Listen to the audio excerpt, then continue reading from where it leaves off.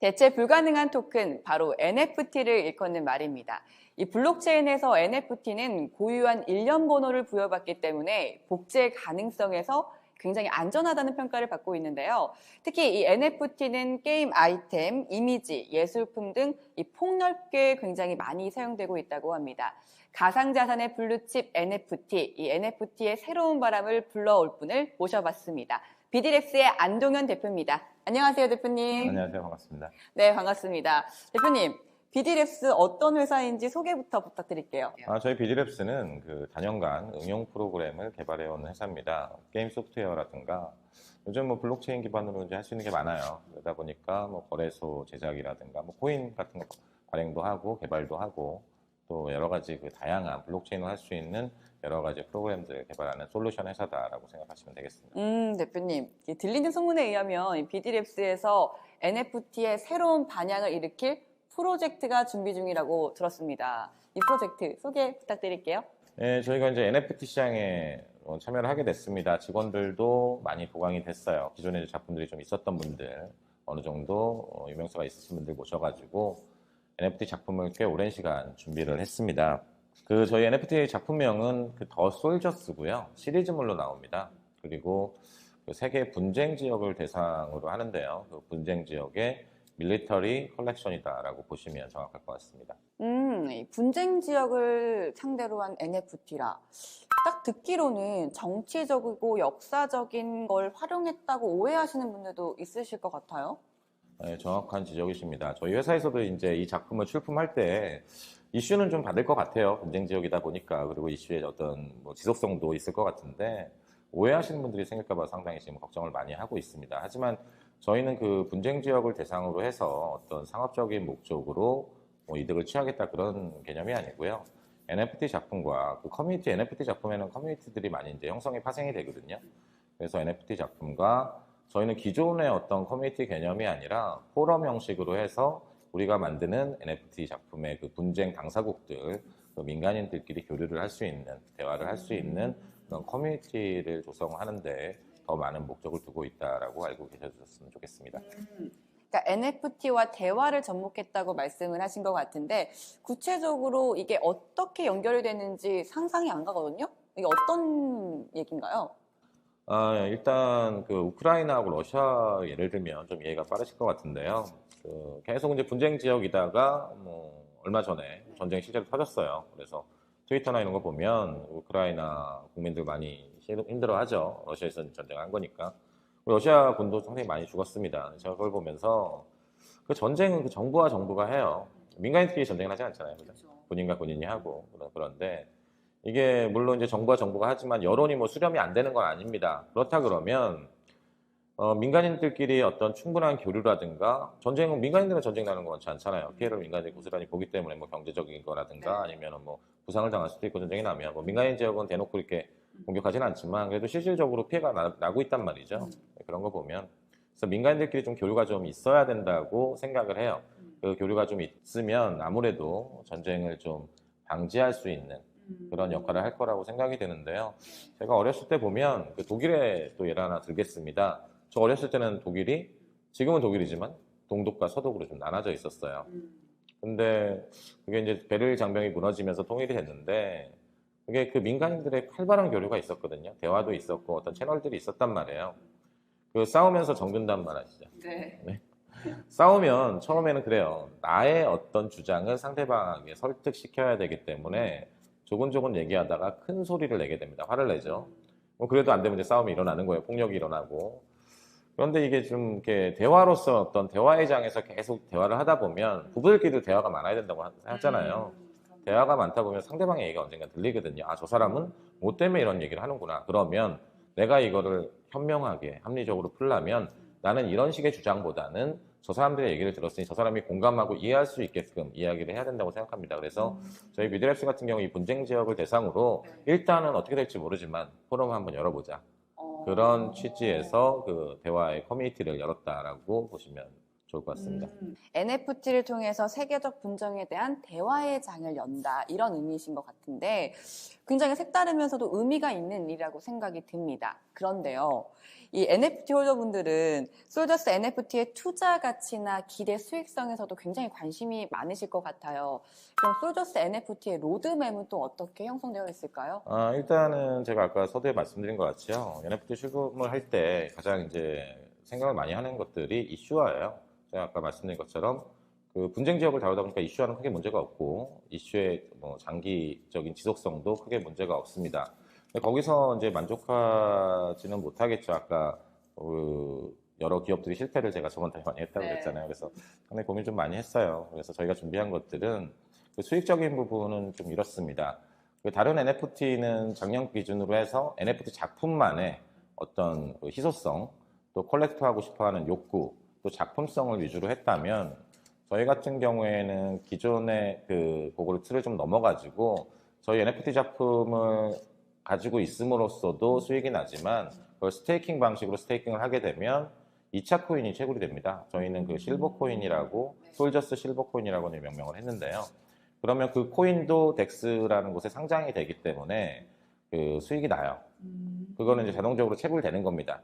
저희 솔저스 NFT 갖고 계시면 그거를 스테이킹 하시면 저희 홈페이지 지갑에 보관하시면 자동적으로 이제 스테이킹이 일어나게끔 돼 있어요. 그리고 또 코인만 채굴된다고 그게 뭐 사용이 좀 돼야겠죠, 그죠? 그렇죠. 네, 그래서 그 저희는 그 실생활에 연결시킬 수 있도록 그런 장치들을 많이 준비를 했고 또 거기에 멈추지 않고 또 3차 코인이 또 있어요. 거기랑 또 수합되게끔. 그래서 장기적으로 봤을 때 그 3차 코인 같은 경우는 지금 글로벌 거래소 중에서도 아주 뭐 이름만 딱 대면은 아실만한 그런 곳에 상장 준비가 모두 완료가 돼 있습니다. 그렇기 때문에 저희 홀더들에게는 장기적이거나 단기적이거나 또 NFT만으로도 컬렉트 하는데 같이 동반 가격이 상승할 거기 때문에 그런 점에서 많은 준비를 좀 했다고 생각이 됩니다. 제가 설명을 쭉 들어보니까 이 가상 자산을 현실에서 이용할 수 있다고 지금 말씀을 하셨잖아요. 그 부분은 조금 굉장히 궁금하신 분들이 많으실 것 같아요. 자세히 좀 들어볼까요? 작년에 보면 이게 실생활 코인들이 많이 나와요. 그래서 뭐 커피숍에 쓸 수 있다, 뭐 아니면 뭐 베이커리에 쓸 수 있다, 또 어디 쇼핑에 쓸 수 있다. 근데 이제 각자 다 이제 그러다 보니까 이게 이제 전체적으로 보면 이게 아주 커진 데도 없어요. 시장성을 키운 데도 없고 그냥 다 각자의 뭐 그들만의 이제 리그가 돼버렸는데요. 그러다 보니까 일반인들이 느끼기에는 내가 커피숍만 쓸 수 있는데 이게 실생활 코인일까? 아니거든요. 현금이나 아니면 신용카드를 대체해서 가상화폐가 내 생활 전반에 모두 쓸 수 있어야 저는 실생활 코인이라고 생각을 합니다. 그래서 일단은 저희가 이제 파트너사를 좀 같이 협력을 좀 했는데요. 그 레저스테이션이라는 업체가 있습니다. 저희가 거기를 선정을 할 때 야놀자하고 여겼대는 혹시 들어보셨나요? 알죠. 알고 계시구나. 저희 같은 경우에는 이제 일상생활에서 쓸 수 있는, 쉽게 사용할 수 있는 숙박업체 할인 예약을 다룬 기업이고요. 그 레저 스테이션 같은 경우에는 레저 쪽에 좀 치중을 했습니다. 그러다 보니까 뭐 펜션이라든가 호텔, 리조트, 그리고 요즘은 카라반 같은 경우도 많아요. 그리고 오토 캠핑도 많고요.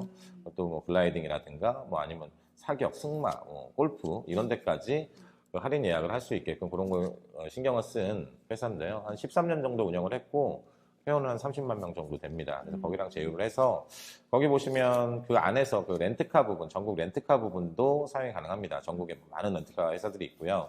또 여행 쪽으로 가보면 하나투어랑 제휴를 해서 하나투어에서 나오는 파생 상품들이 저희 코인으로 홈페이지 내에서 예약을 하셔야 됩니다. 네, 거기서 사용 가능하게끔 그렇게 시장 코인을 만들어 놨는데 여기까지만 해도 저기는 좀 제대로 만들어놨네 라고 이제 얘기하실 수 있는데 저는 그것도 부족하다고 생각이 들어요. 그래서 저희가 그 디바페이라는 곳이랑 같이 협력을 해가지고 그 체크카드, 물론 다는 아닙니다. 채굴되는 코인이 100%는 아니지만 저희가 한 20% 내외로 해서 포인트로 전환을 한 다음에 실생활에 체크카드랑 연동을 시켜갖고 실생활 어디든지 카드 가맹점이면 다 사용이 가능합니다. 오프라인에서. 그래서 그렇게 사용할 수 있게끔 준비를 해서 이 정도면 그래도 대한민국에서 실생활 코인 맞네 라는 얘기 들을 수 있을 정도로 열심히 준비했습니다. 와, 정말 NFT 시장에 새로운 바람을 불러올 만합니다. 그런데 대표님, 제가 조사를 조금 해봤어요. 최근에 다른 여러 NFT 작품들이 이 민팅에 실패했다는 분들이 굉장히 많더라고요.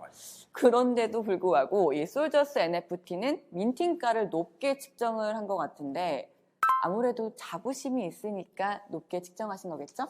정확하게 조사하셨네요. 네. 네, 저희가 이제 4월달 다음 달에 이제 민팅을 하는데요. 3월달 기준으로 봐서 아주 민팅가가 아주 높습니다. 제일 높을 거예요. 제일 높고. 근데 제가 이제 로드맵상에 이제 여러 가지를 준비하다 보니까 이제 비용도 많이 들었고. 근데 그게 이제 이렇게 생각을 하시면 될 것 같습니다. 홀더분들 입장에서 네. 다른 데들은 뭐 몇 클레이인데 저희 클레이튼 기반인데 몇 클레이인데 저기는 왜 뭐 저렇게 높아? 라고 이제 생각하시는 분들도 있을 거고 저희 로드맵 보면 아니 이렇게까지 준비했는데 저거밖에 안 받아 좀 더 받아도 될 것 같은데 라고 생각하시는 분들도 분명히 있을 거예요. 그거는 이제 개개인마다 뭐 호불호가 좀 갈릴 거다라고 생각이 들고 하지만 정확하게 저희가 준비한 것들 로드맵을 지켜나가면서 여러분들이 보신다 그러면 제가 봤을 때는 뭐 그렇게 큰 금액이 아니다. 그리고 제가 이제 커뮤니티에서 이제 한번 여론조사를 뭐 이렇게 여러분들 홀더분들의 생각을 들어봤어요. 그래서 홀더분 같은 경우에는 사실은 단기 투자 목적으로도 많이 들어오세요. 그래서 적은 금액에 해서 흐지부지 해가지고 뭐 일단 커먼 카드라든가 이런 걸 던지게 되면 가격 하락을 가지 말고 제대로 준비했으면 제대로 높은 가격에 준비를 해라. 그리고 저희가 게임 개발이 목적이거든요. FPS 게임 개발이 이제 궁극의 어떤 목표인데 그런 어떤 개발을 위해서라도 더 좋은 게임을 개발하기 위해서는 민팅가를 좀 높여야 되지 않냐. 이런 분들의 얘기를 해주시는 홀더분들도 상당히 많았어요. 그래서 그런 것들을 다 감안을 해서 정한 민팅가입니다. 근데 이제 이 부분은 민팅이 이제 진행이 되면요. 홀더분들이 이거를 증명을 해주기 적절했는지는 증명을 해주실 거라 생각하고 있습니다. 자부심이 느껴지네요. 이렇게 대표님 말씀을 들으니까 저도 민팅에 참여하고 싶다는 마음이 굴뚝 같은데 그 민팅 일정 자세히 좀 알려주세요. 민팅 일정은 다음 달입니다. 다음 달 4월 11일이고요. 1차, 2차, 3차 민팅이 하루에 다 이루어집니다. 1차 민팅 같은 경우에는 기존의 파트너사들 통해서 화이트리스트라 그래가지고 그분들한테 우선권을 좀 줘요. 금액은 약간 좀 저렴합니다. 450클레이. 그리고 그 다음에 3,000분들 제외하고 2차 민팅 각 3,000분씩 이제 3,000개의 작품을 나눠가지고 하는데요. 총 10,000개 중에 이제 1,000개 물량은 저희가 팀 물량으로 좀 빼놓습니다. 빼놓고 나중에 이벤트라든가 이런 걸 활용을 하고요. 그리고 이제 화이트리스트 3,000개 끝나고 그 다음에 이제 다음은 못 사신 분들 저희 파트너사에서 못 사신 분들 같은 경우에는 2차 미팅에 참여를 하시겠죠. 프리세일 개념이라고 보시면 되고요. 또 그게 3,000개가 다 끝나면 퍼블릭 일반 민팅에 참여하시는 분들이 이렇게 나눠져 있습니다. 그래서 최대한 완판에 가능하도록 저희가 준비를 하려고 이렇게 하루에 3차로 이렇게 나눠놨고요.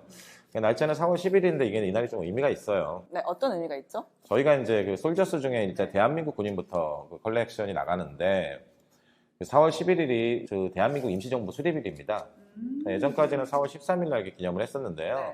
이번에 문재인 정부 때 역사적 고증을 통해서 4월 11일이 임시정부 수립일이 맞다라고 해서 이제 이게 바뀌었습니다. 그래서 잘 모르고 계신 분들도 있을 것 같아가지고 어차피 저희가 독도 수비군 NFT거든요. 이제 한일 관계에서 이제 게임상에 이제 어떤 대항전이 벌쳐지긴 하는데요. 그런 의미에서 보면 이게 4월 11일 날 하는 게 꽤 의미가 있는 일일 것 같아서 아무 날짜가 아닌 사실은 저희가 3월 달에 이제 3월 말쯤에 미팅을 하려고 그랬었는데요. 더 의미 있는 날, 이날을 알리고 하자.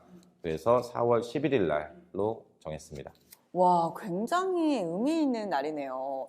저뿐만 아니라 시청자분들도 꼭 기억해야 되는 민팅 날인 것 같습니다. 이 민팅 성공적으로 이뤄지길 간절히 바라겠습니다.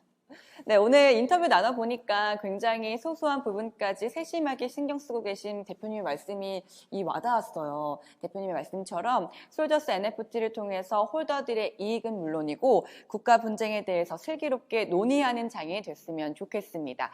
오늘 대표님 보내드리도록 하겠습니다. 지금까지 인터뷰해 주셔서 감사합니다.